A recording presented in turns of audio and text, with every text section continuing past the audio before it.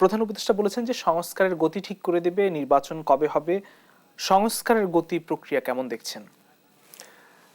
সংস্কারের গতি প্রক্রিয়া কিন্তু এটা আমরা ঠিক করব না, এটা ঠিক করবেন অন্তর্বর্তীকালীন সরকার।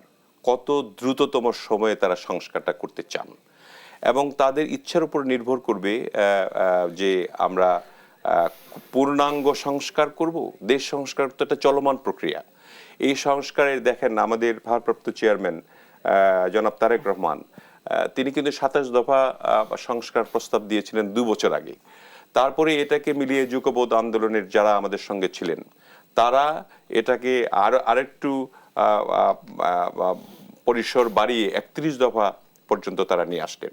যে সরকার বা যদি রাষ্ট্র সংস্কার যদি এই রূপরেখা যদি এই ৩১ দফার মধ্যে থাকে তাহলে একটা রাষ্ট্র ভালো চলবে। এবং এটা করতে তো একটা সময়ের প্রয়োজন। এই ৩১ দফা কেন দেওয়া হয়েছে? ৩১ দফাটা একটা রাজনৈতিক সরকার এসে আস্তে আস্তে আস্তে আস্তে ৩১ দফা পর্যন্ত যদি যায় তখন বাংলাদেশ একটা সুন্দর রাষ্ট্ররূপে পরিগণিত হবে।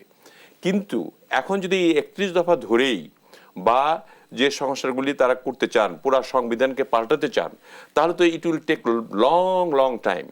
এই টাইমটা যাতে না নেওয়া হয়, এটা প্রধান উপদেষ্টা যেটা বলেছেন যে দ্রুত সংস্কার শেষ হলে দ্রুততম সময়ে তারা নির্বাচন দিবেন। হ্যাঁ, সংস্কার তো শেষ কোনোদিনও হবে না। এই কোন সংস্কারগুলি হওয়া দরকার? যে সংস্কারের মাধ্যমে বিগত ফ্যাসিস্ট সরকার যে সংবিধানে যে সন্নিবেশিত করেছিল, যার দ্বারা বাংলাদেশ নিষ্পেষিত হয়েছে, ক্ষতিগ্রস্ত হয়েছে, বা জনগণ মৌলিক অধিকার হারিয়েছে, ভোটাধিকার হারিয়েছে, সেগুলি সংস্কার করে বেসিক সংস্কার যেটাকে বলি আমি, যদি উনি ছেড়ে দেন, তারপরে ৩১ দফা সংস্কারে আমাদের ভারপ্রাপ্ত চেয়ারম্যান জনাব তারেক রহমান সাহেব কিন্তু পূর্ণাঙ্গভাবে পাঠ করেছেন এবং সেগুলি অন্তর্বর্তীকালীন সরকারের কাছে পৌঁছেও দেওয়া হয়েছে। এখন সারা বাংলাদেশের লোকও সবাই এই যে রাষ্ট্র কাঠামো কেমন হবে, ৩১ দফায় কিভাবে উল্লেখ করা হয়েছে, তার রূপরেখা কি দেওয়া আছে, সেগুলি নিয়ে কিন্তু সমস্ত জেলায় জেলায় পর্যন্ত বিভাগীয় পর্যন্ত আমরা জানাচ্ছি। পূর্ণাঙ্গ যদি সংস্কারটি করতে হয় তাহলে it will take long time.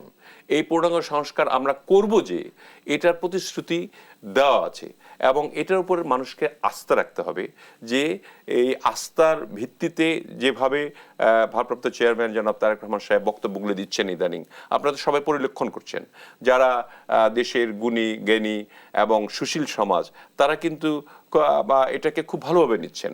তার যে মনোভাব, কিভাবে দেশকে পরিচালনা করা দরকার, যদি আমাদের দল গভর্নমেন্ট ফর্ম করে, সরকারে আসে, তাহলে তিনি সেগুলি বাস্তবায়ন করবেন, এর মধ্যে কোনো সন্দেহ নাই। এই ব্যাপারে আমি আস্থা রাখার জন্য সমস্ত বাংলাদেশের মানুষকে আহ্বান করব। এবং শুধু তাই নয়, আমাদের যুগপৎ আন্দোলনের সঙ্গে যারা যারা ছিলেন আপনারা তাদের আস্থাও আমি আশা করব যে তারা আমাদের সঙ্গে থেকেই এই রাষ্ট্র কাঠামো সংস্কারগুলি বাস্তবায়ন করবেন।